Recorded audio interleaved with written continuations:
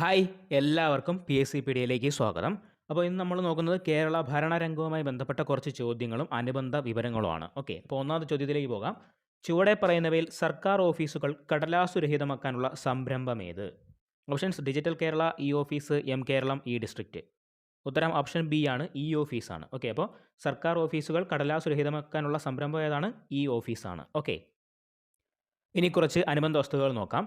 സംസ്ഥാനത്തെ 14 ജില്ലകൾ, 152 ബ്ലോക്ക് പഞ്ചായത്തുകൾ, 63 മിനി സിവിൽ സ്റ്റേഷനുകൾ, സംസ്ഥാനത്തുടനീളമുള്ള റവന്യൂ ടവറുകൾ എന്നിവയെ തമ്മിൽ ബന്ധിപ്പിക്കുന്നത് KS1 ആണ് കേട്ടോ. KS1. ഓക്കെ, സംസ്ഥാനത്തെ 14 ജില്ലകൾ, 152 ബ്ലോക്ക് പഞ്ചായത്തുകൾ, 63 മിനി സിവിൽ സ്റ്റേഷനുകൾ, സംസ്ഥാനത്തുടനീളമുള്ള റവന്യൂ ടവറുകൾ എന്നിവയെ തമ്മിൽ ബന്ധിപ്പിക്കുന്നത് എന്താണ്? KS1 ആണ്. ഓക്കെ, വിവിധ സർക്കാർ വകുപ്പുകൾ നൽകുന്ന സേവനങ്ങളെ ഒരു കുടക്കീഴിൽ കൊണ്ടുവരുന്ന തരത്തിലുള്ള മൊബൈൽ ആപ്ലിക്കേഷനാണ് എം കേരളം. അപ്പോൾ വിവിധ സർക്കാർ വകുപ്പുകൾ നൽകുന്ന സേവനങ്ങളെ ഒരു കുടക്കീഴിൽ കൊണ്ടുവരുന്ന തരത്തിലുള്ള മൊബൈൽ ആപ്ലിക്കേഷൻ്റെ പേരെന്താണ്? M Keralam.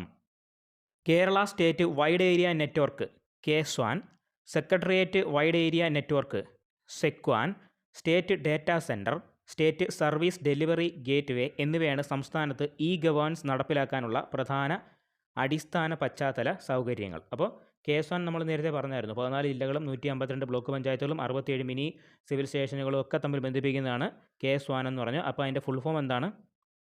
Kerala state wide area network എന്നാണ്. ഓക്കെ, അപ്പോൾ സെക്രട്ടേറിയറ്റ് വൈഡ് ഏരിയ നെറ്റ്വർക്കിന് പറയുന്ന പേരെന്താണ്? SEC1 ആണ് കേട്ടോ. അപ്പോൾ സെക്രട്ടേറിയറ്റിൽ പല ഓഫീസുകളും കാര്യങ്ങളുമായിട്ട് ബന്ധപ്പെട്ടുള്ള നെറ്റ്വർക്കാണ് ഈ സെക്രട്ടേറിയറ്റ് വൈഡ് ഏരിയ നെറ്റ്വർക്ക് എന്ന് പറയുന്നത്. ഓക്കെ, അപ്പോൾ അത് SEC1 ആണ്. അതുപോലെ തന്നെ state data centre, state service delivery gateway എന്നിവയാണ് സംസ്ഥാനത്ത് ഗവേണൻസ് നടപ്പിലാക്കാനുള്ള പ്രധാന അടിസ്ഥാന പശ്ചാത്തല സൗകര്യങ്ങൾ. രണ്ടാമത്തെ ചോദ്യം നോക്കാം. സംസ്ഥാന വികസന കൗൺസിലിൻ്റെ അധ്യക്ഷനാര്? സംസ്ഥാന വികസന കൗൺസിലിൻ്റെ അധ്യക്ഷനാര്? ഓപ്ഷൻസ്: ചീഫ് സെക്രട്ടറി, മുഖ്യമന്ത്രി, ഗവർണർ, തദ്ദേശ സ്വയംഭരണ വകുപ്പ് മന്ത്രി. ഉത്തരം ഓപ്ഷൻ ബി ആണ്, മുഖ്യമന്ത്രിയാണ്. സംസ്ഥാന വികസന കൗൺസിലാണ്. അപ്പോൾ നമ്മുടെ ഇന്ത്യയുടെ ആണെങ്കിൽ നാഷണൽ ഡെവലപ്മെൻറ്റ് കൗൺസിലുണ്ട്, NDC എന്ന് പറയും. അപ്പോൾ അതിൻ്റെ അധ്യക്ഷൻ എന്ന് പറയുന്നത് പ്രധാനമന്ത്രിയാണ്. അതുപോലെ നമ്മുടെ സംസ്ഥാന വികസന കൗൺസിലുണ്ട് കേട്ടോ. അപ്പോൾ അതിൻ്റെ അധ്യക്ഷൻ ആരാണ്? മുഖ്യമന്ത്രിയാണെന്നുള്ള കാര്യം ഓർത്തിരിക്കുക.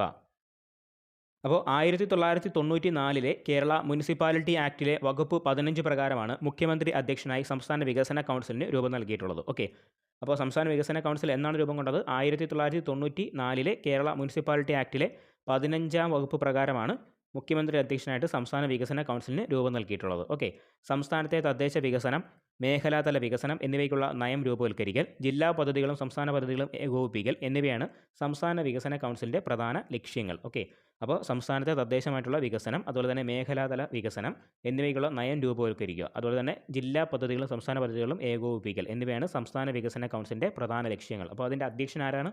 മുഖ്യമന്ത്രിയാണ്. 1994 കേരള മുനിസിപ്പാലിറ്റി ആക്ട് 55-ാം വകുപ്പ് പ്രകാരമാണ് മുഖ്യമന്ത്രി അധ്യക്ഷനായിട്ട് ഈ ഒരു സംസ്ഥാന വികസന കൗൺസിൽ രൂപം നൽകിയിട്ടുള്ളത്. ഓക്കെ, അപ്പോൾ മന്ത്രിസഭാംഗങ്ങൾ, സംസ്ഥാന നിയമസഭയിലെ പ്രതിപക്ഷ നേതാവ് എന്നിവർ കൗൺസിലിൻ്റെ വൈസ് ചെയർമാൻമാരാണ്. ഓക്കെ, അപ്പോൾ സംസ്ഥാന വികസന സമിതിയുടെ വൈസ് ചെയർമാൻ ആര്? പ്രതിപക്ഷ നേതാവ്. അതുപോലെ തന്നെ മന്ത്രിസഭാംഗങ്ങൾ, സംസ്ഥാന നിയമസഭയിലെ പ്രതിപക്ഷ നേതാവ് എന്നിവർ കൗൺസിലിൻ്റെ വൈസ് ചെയർമാൻമാരാണ്. മന്ത്രിസഭാ അംഗങ്ങൾ, അതുപോലെ തന്നെ സംസ്ഥാന നിയമസഭയിലെ പ്രതിപക്ഷ നേതാവ്. ഇപ്പോഴത്തെ പ്രതിപക്ഷ നേതാവ് ആരാണ്? VD സതീശനാണ്. ഓക്കെ, അപ്പോൾ സംസ്ഥാന ചീഫ് സെക്രട്ടറിയാണ് കൗൺസിലിൻ്റെ മെമ്പർ സെക്രട്ടറി. അപ്പം ഈ ഒരു കൗൺസിലിൻ്റെ മെമ്പർ സെക്രട്ടറി ആരാണ്? സംസ്ഥാന ചീഫ് സെക്രട്ടറിയാണ്. അപ്പോൾ നമ്മുടെ കേരള സംസ്ഥാനത്തിൻ്റെ ചീഫ് സെക്രട്ടറിയാണ് ഇതിൻ്റെ മെമ്പർ സെക്രട്ടറി എന്ന് പറയുന്നത്. ഓക്കെ, സംസ്ഥാന കൗൺസിലിൽ 6 മാസത്തിലൊരിക്കലെങ്കിലും യോഗം ചേരണമെന്നാണ് നിയമവ്യവസ്ഥ. അപ്പോൾ സംസ്ഥാന വികസന കൗൺസിൽ എന്ന് പറയുന്നത് 6 മാസത്തിലൊരിക്കലെങ്കിലും യോഗം ചേരണമെന്നും പറയുന്നുണ്ട്. ഓക്കെ, അപ്പോൾ ജസ്റ്റ് ഒന്ന് ഓർത്ത് നോക്കൂ. അതിൻ്റെ അധ്യക്ഷനാരാണ്? മുഖ്യമന്ത്രിയാണ്. 1994 കേരള മുനിസിപ്പാലിറ്റി ആക്ട് 55-ാം വകുപ്പ് പ്രകാരമാണ്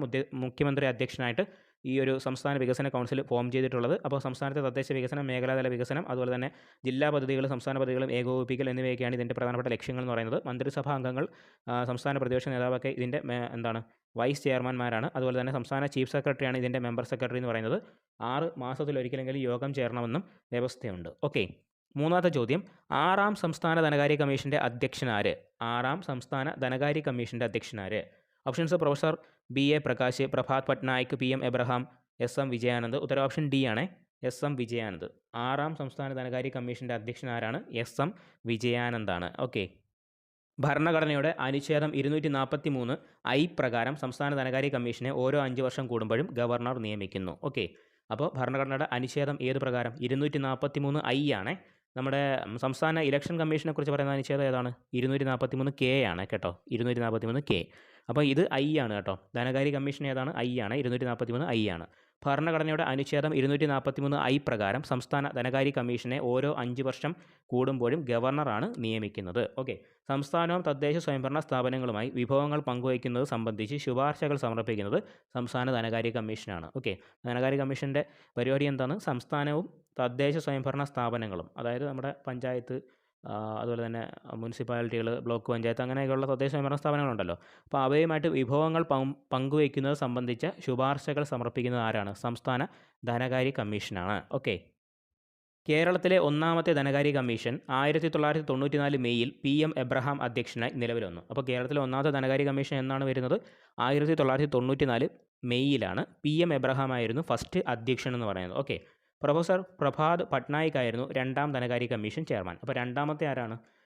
പ്രൊഫസർ പ്രഭാത് പട്നായിക് ആയിരുന്നു രണ്ടാം ധനകാര്യ കമ്മീഷൻ ചെയർമാൻ. 2 പഠിക്കണമെന്ന് ചോദിച്ചാൽ 2ഉം പഠിക്കണം കേട്ടോ. ചില എക്സാമിനൊക്കെ രണ്ടാമത്തെ ആരാന്ന് ചോദിച്ചിട്ടുണ്ട് കേട്ടോ, ചിലതിൻ്റെയൊക്കെ കമ്മീഷനൊക്കെ. അപ്പം നമ്മുടെ ഇലക്ഷൻ കമ്മീഷൻ്റെ രണ്ടാമത്തെ ചെയർമാൻ ആരാന്നൊക്കെ ചോദിച്ചിട്ടുണ്ട്. അപ്പോൾ അതുകൊണ്ട് രണ്ടാമത്തൊന്നും പഠിക്കണം. കേരളത്തിലെ ഒന്നാമത്തെ ധനകാര്യ കമ്മീഷൻ ആരായിരുന്നു? PM എബ്രഹാം അധ്യക്ഷനായിരുന്നു, 1994 മെയ്യിൽ വന്നു. രണ്ടാമത്തെ അധ്യക്ഷൻ ആരാണ്? പ്രഭാത് പട്നായിക്കാണ് നമ്മുടെ രണ്ടാമത്തെ ധനകാര്യ കമ്മീഷൻ ചെയർമാൻ. ഓക്കെ. ഇനി അറിവിലേക്കായിട്ട് KV രവീന്ദ്രൻ നായർ മൂന്നാമത്തെയും പ്രൊഫസർ MA ഉമ്മൻ നാലാമത്തെയും കമ്മീഷനുകളുടെ തലവന്മാരായിരുന്നു. അപ്പോൾ മൂന്നാമത്തെ ആരാണ്? രവീന്ദ്രൻ നായരാണെന്നുള്ള കാര്യം ഓർത്തിരിക്കുക. KV രവീന്ദ്രൻ നായർ മൂന്നാമത്തത്. നാലാമത്തെ ആരാ? ഉമ്മൻ, MA ഉമ്മനാണെന്നുള്ള കാര്യം ഓർത്തിരിക്കുക, നാലാമത്തെ ചെയർമാൻ. ഓക്കെ. ഇനി 2014 ഡിസംബറിൽ നിലവിൽ വന്ന 5ാം ധനകാര്യ കമ്മീഷൻ്റെ തലവൻ പ്രൊഫസർ BA പ്രകാശ് ആയിരുന്നു. ഓക്കെ. അപ്പോൾ 5ാം ധനകാര്യ കമ്മീഷൻ്റെ ചെയർമാൻ ആരായിരുന്നു? BA പ്രകാശ് ആയിരുന്നു. 2014 അത് നിലവിൽ വന്നത്. ഓക്കെ. ഇനി 2019 ഒക്ടോബറിലാണ് 6ാം സംസ്ഥാന ധനകാര്യ കമ്മീഷൻ നിലവിൽ വന്നത്. അപ്പോൾ അതിൻ്റെ ചെയർമാൻ ആരാണെന്ന് നമ്മൾ ആദ്യമേ പറഞ്ഞു. ആരായിരുന്നു അതിൻ്റെ അധ്യക്ഷൻ? SM വിജയാനന്ദാണ് നിലവിലെ ധനകാര്യ കമ്മീഷൻ്റെ അധ്യക്ഷനായിട്ടുള്ള വ്യക്തി എന്ന് പറയുന്നത്. ഓക്കെ. അപ്പോൾ ഇത്രയാണ് ഇതിനകത്ത് നമ്മുടെ കേരള ഭരണരംഗവുമായിട്ട് ബന്ധപ്പെട്ട് നമ്മൾ കുറച്ച് 3 ചോദ്യങ്ങളും അതിൻ്റെ അനുബന്ധ വിവരങ്ങളുമാണ് നോക്കിയത്. അപ്പോൾ അത് ജസ്റ്റ് ഒന്നും കൂടെ പറയാം, ഒന്ന് ഓടിച്ച് പറയാം. ഓക്കെ. ഓർമ്മ കിട്ടുന്നത് നോക്കുക. ഒന്നാമത്തെ ചോദ്യം എന്തായിരുന്നു? സർക്കാർ ഓഫീസുകൾ കടലാസു രഹിതമാക്കാനുള്ള സംരംഭം ഏതെന്നാണ് ഒന്നാമത്തെ ചോദ്യം. ഉത്തരം എന്താണ്? ഈ ഓഫീസാണ്. ഓക്കെ. ഈ ഓഫീസ്. ഇനി 14 ജില്ലകൾ, 152 ബ്ലോക്ക് പഞ്ചായത്തുകൾ, 63 മിനി സിവിൽ സ്റ്റേഷനുകൾ എന്നിവ തമ്മിൽ ബന്ധിപ്പിക്കുന്ന ഇതാണ് എന്ത്? KSWAN എന്ന് പറയുന്നത്. Kerala state wide area network എന്നാണ് KSWANൻ്റെ ഫുൾ ഫോം എന്ന് പറയുന്നത്. അപ്പോൾ അതാണ് ഈ സംസ്ഥാനത്തുടനീളമുള്ള 14 ജില്ലകളെ, 152 ബ്ലോക്ക് പഞ്ചായത്തുകൾ, 61 മിനി സിവിൽ സ്റ്റേഷനുകളെയൊക്കെ തമ്മിൽ ബന്ധിപ്പിച്ചിട്ടുള്ള കേരള സർക്കാരിൻ്റെ നെറ്റ്വർക്ക് എന്ന് പറയുന്നത്. ഓക്കെ. ഇനി വിവിധ സർക്കാർ വകുപ്പുകൾ നൽകുന്ന സേവനങ്ങളെ ഒരു കുടക്കീഴിൽ കൊണ്ടുവരുന്ന തരത്തിലുള്ള മൊബൈൽ ആപ്ലിക്കേഷനാണ് എന്ത്? കേരളം. അപ്പോൾ ഈ വിവിധ സർക്കാർ സേവനങ്ങളെ ഒരു കുടക്കീഴിൽ കൊണ്ടുവരുന്നതിനുള്ള മൊബൈൽ ആപ്ലിക്കേഷൻ ചോദിച്ചു കഴിഞ്ഞാൽ ഏതാണ്? കേരളമാണ്. ഓക്കെ. അതുപോലെ തന്നെ നമ്മളെ KSWAN, അതുപോലെ തന്നെ സെക്രട്ടേറിയറ്റ് വൈഡ് ഏരിയ നെറ്റ്വർക്ക് ഉണ്ട്, SECWAN, അതുപോലെ തന്നെ data centre, state service delivery gateway എന്നിവയാണ് സംസ്ഥാനത്ത് നമ്മുടെ ഗവേണൻസ് നടപ്പിലാക്കുന്നതിൽ പ്രധാന പങ്ക് വഹിക്കുന്ന പശ്ചാത്തല സൗകര്യങ്ങളെന്ന് പറയുന്നത്. ഓക്കെ. ഇനി സംസ്ഥാന വികസന കൗൺസിലിൻ്റെ അധ്യക്ഷൻ ആരെന്നുള്ളതാണ് രണ്ടാമത്തെ ചോദ്യം.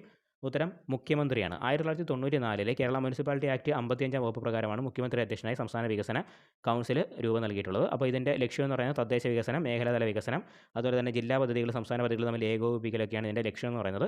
അതുപോലെ തന്നെ മന്ത്രിസഭാ അംഗങ്ങൾ, സംസ്ഥാന നിയമസഭയിലെ പ്രതിപക്ഷ നേതാവ് എന്നിവർ കൗൺസിലിൻ്റെ വൈസ് ചെയർമാൻമാരാണ്. അതുപോലെ തന്നെ സംസ്ഥാന ചീഫ് സെക്രട്ടറിയാണ് ഇതിൻ്റെ മെമ്പർ സെക്രട്ടറി എന്ന് പറയുന്നത്. ഓക്കെ. സംസ്ഥാന വികസന കൗൺസിൽ 6 മാസം കൂടുമ്പോഴെങ്കിലും യോഗം ചേരണമെന്നും പറയുന്നു. ഓക്കെ. അതുപോലെ തന്നെ 6ാം സംസ്ഥാന ധനകാര്യ കമ്മീഷൻ്റെ അധ്യക്ഷൻ ആരെന്നുള്ളതാണ് ലാസ്റ്റ് ക്വസ്റ്റ്യൻ നോക്കിയത്. അതിൻ്റെ ഉത്തരം എന്തായിരുന്നു? SM വിജയാനന്ദാണ് നമ്മുടെ സംസ്ഥാനത്തിൻ്റെ 6ാം സംസ്ഥാന ധനകാര്യ കമ്മീഷൻ എന്ന് പറയുന്നത്. ഓക്കെ.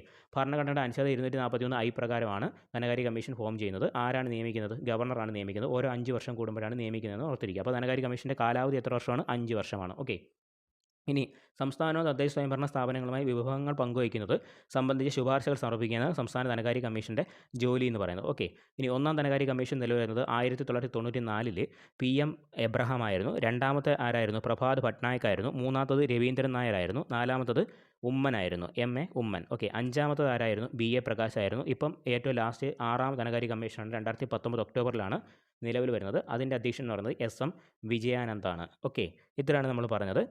അപ്പോൾ എല്ലാവർക്കും ഒരു നല്ല ദിനം നേരുന്നു. ഓക്കെ. ഇത്തരം കാര്യങ്ങൾ മനസ്സിലായെന്ന് വിശ്വസിക്കുന്നു. കേരള ഭരണരംഗവുമായി ബന്ധപ്പെട്ട വളരെ ഇമ്പോർട്ടൻ്റ് ആയിട്ടുള്ള കാര്യങ്ങളാണ്. ഇത് ഉറപ്പായിട്ടും അറിഞ്ഞിരിക്കണം കേട്ടോ. എല്ലാ എക്സാമിനും നമ്മുടെ ഈ PSC എക്സാമിൻസ് എല്ലാം ചോദിക്കാൻ സാധ്യതയുള്ള ഒരു ഏരിയയാണ് ഈ കേരള ഭരണരംഗം എന്ന് പറയുന്നത്. ഓക്കെ. അപ്പോൾ താങ്ക് യു.